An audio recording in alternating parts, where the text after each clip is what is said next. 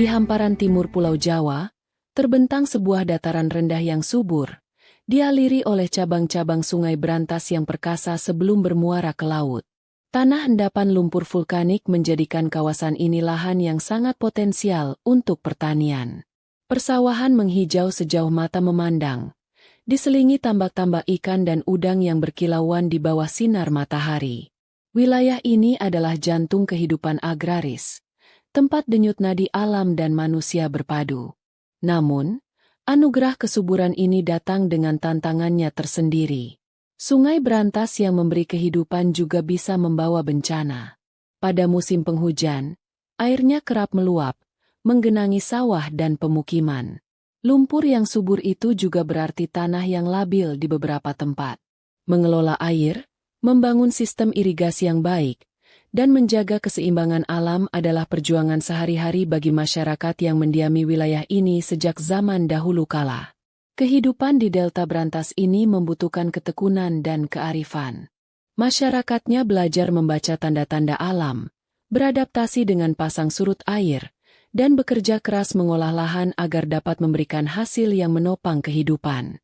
Mereka sadar bahwa tanah ini adalah titipan berharga yang harus dijaga, meski kadang alam menunjukkan kekuatannya yang dahsyat.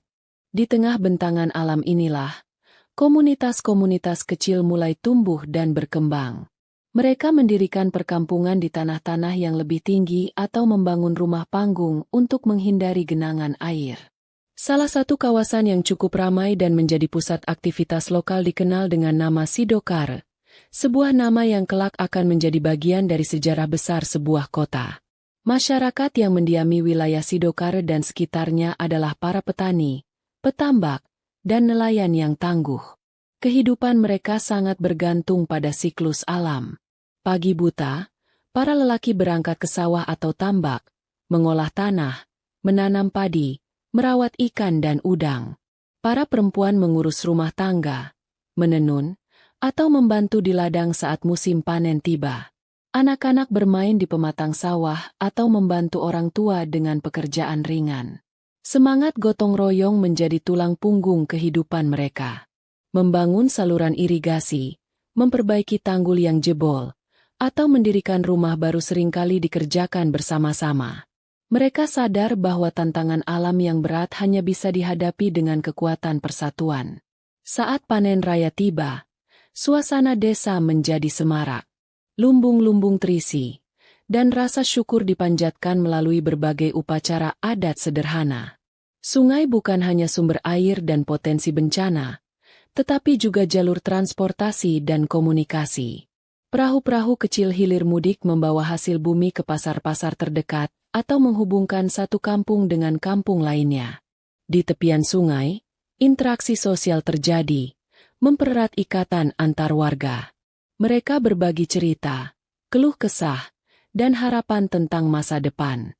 Meskipun hidup sederhana dan penuh kerja keras, masyarakat di wilayah ini memiliki ketahanan yang luar biasa.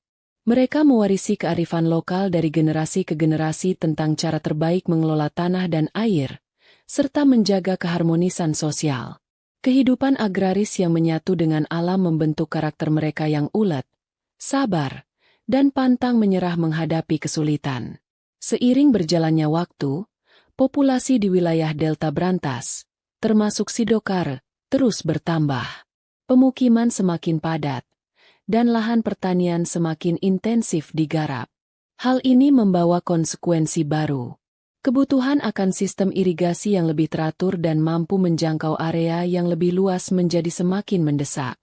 Pengelolaan air tidak bisa lagi hanya mengandalkan cara-cara tradisional semata.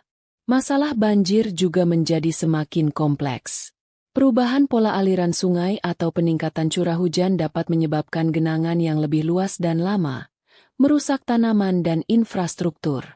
Masyarakat menyadari bahwa diperlukan upaya kolektif yang lebih terorganisir dan dukungan dari otoritas yang lebih tinggi untuk mengatasi masalah ini secara efektif, seperti pembangunan tanggul yang lebih kokoh atau normalisasi saluran air.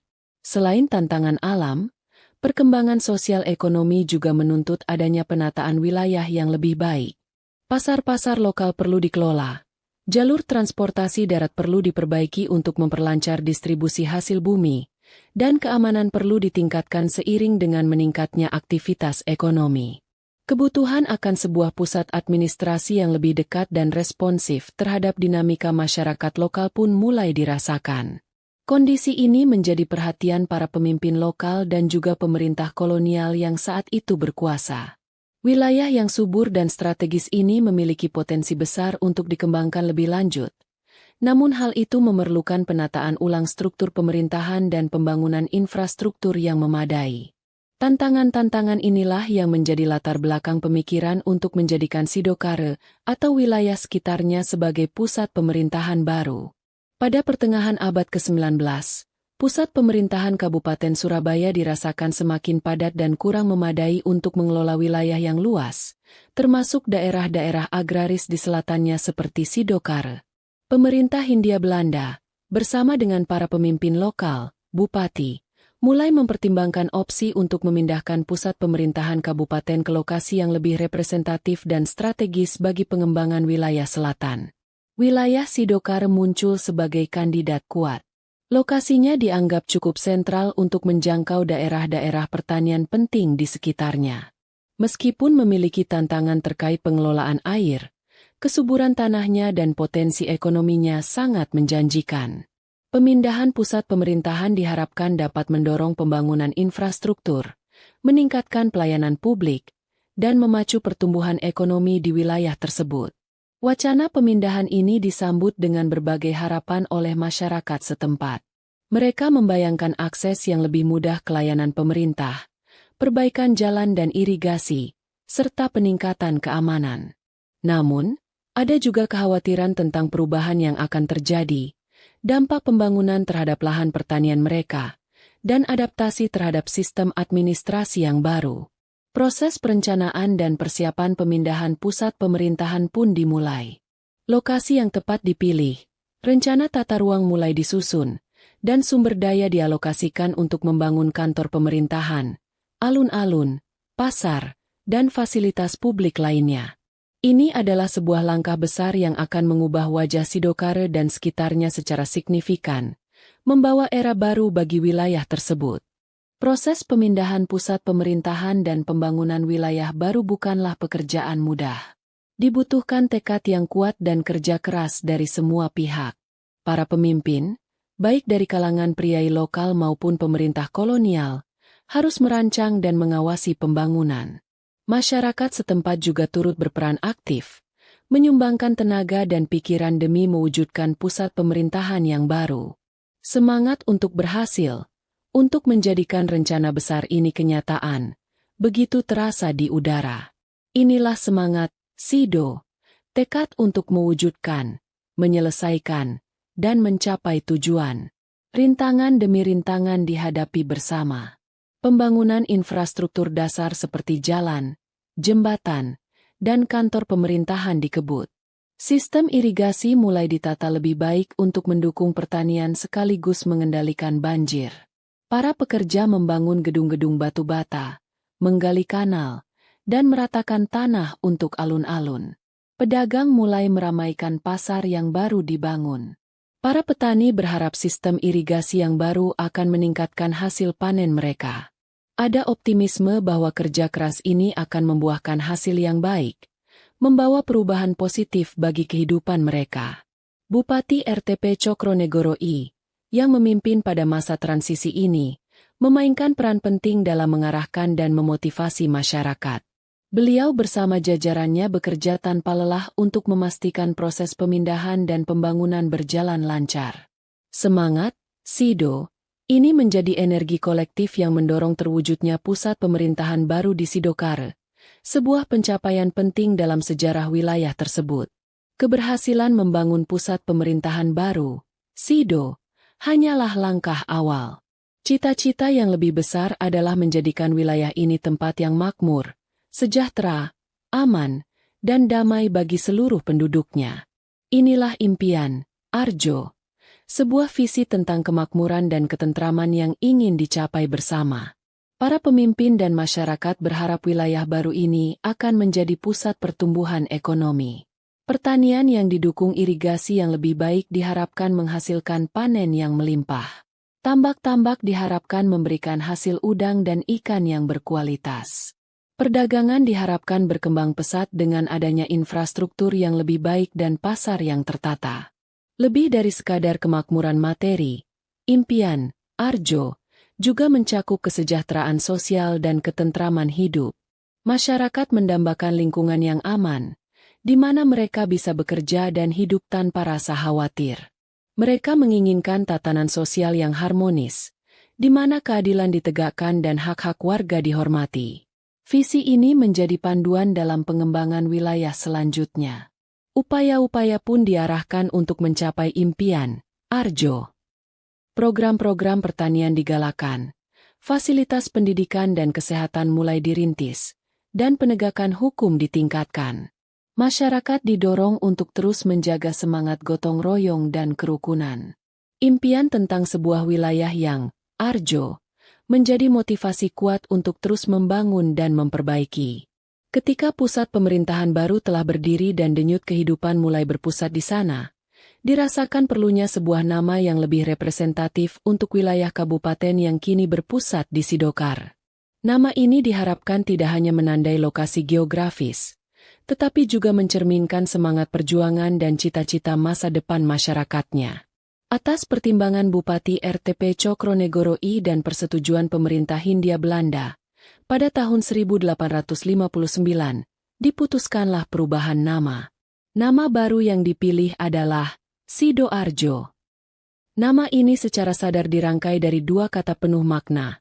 Sido, yang berarti jadi, terlaksana, atau berhasil, dan Arjo, yang berarti makmur, sejahtera, agung, atau damai. Pemilihan nama, Sidoarjo, bukanlah sekadar perubahan administratif. Ia adalah sebuah pernyataan, sebuah doa, dan sebuah harapan besar. Sido melambangkan keberhasilan dalam mengatasi tantangan dan mewujudkan pusat pemerintahan baru melalui kerja keras dan tekad yang kuat. Arjo melambangkan cita-cita luhur untuk mencapai kemakmuran, kesejahteraan, dan ketentraman bagi seluruh rakyat di wilayah tersebut. Nama, Sidoarjo, dengan demikian menjadi simbol yang kuat. Ia mengingatkan generasi penerus akan perjuangan para pendahulu dan sekaligus menjadi pemacu semangat untuk terus bekerja demi mewujudkan visi kemakmuran bersama. Nama ini merangkum perjalanan dari sebuah wilayah agraris yang penuh tantangan menjadi sebuah kabupaten yang bercita-cita tinggi. Sejak saat itu, nama Sidoarjo melekat erat dengan wilayah tersebut. Semangat, Sido, dan Arjo yang terkandung di dalamnya terus diwariskan dari generasi ke generasi. Meskipun tantangan zaman terus berubah dari masalah banjir yang masih ada hingga isu-isu modern seperti urbanisasi dan industrialisasi, semangat untuk bekerja keras, Sido, demi mencapai kesejahteraan bersama, Arjo, tetap relevan. Masyarakat Sidoarjo dikenal ulet, dinamis, dan memiliki jiwa wirausaha yang kuat, mencerminkan semangat para pendahulunya. Kisah di balik nama Sidoarjo memberikan pelajaran moral yang mendalam. Ia mengajarkan bahwa kemajuan dan kesejahteraan, Arjo, tidak datang dengan sendirinya, melainkan harus diperjuangkan melalui kerja keras, tekad yang kuat untuk berhasil, Sido, persatuan, dan visi yang jelas. Nama, Sidoarjo, adalah pengingat abadi bahwa setiap pencapaian besar dimulai dari langkah-langkah nyata, kegigihan dalam menghadapi rintangan, dan cita-cita luhur untuk kebaikan bersama. Semangat ini relevan tidak hanya bagi masyarakat Sidoarjo, tetapi bagi siapa saja yang ingin membangun masa depan yang lebih baik, bahwa keberhasilan sejati adalah ketika pencapaian diiringi dengan kemakmuran dan kedamaian bagi semua. Demikianlah kisah ini diceritakan. Segala kebenaran detailnya kita kembalikan kepada Allah, Tuhan yang Maha Kuasa.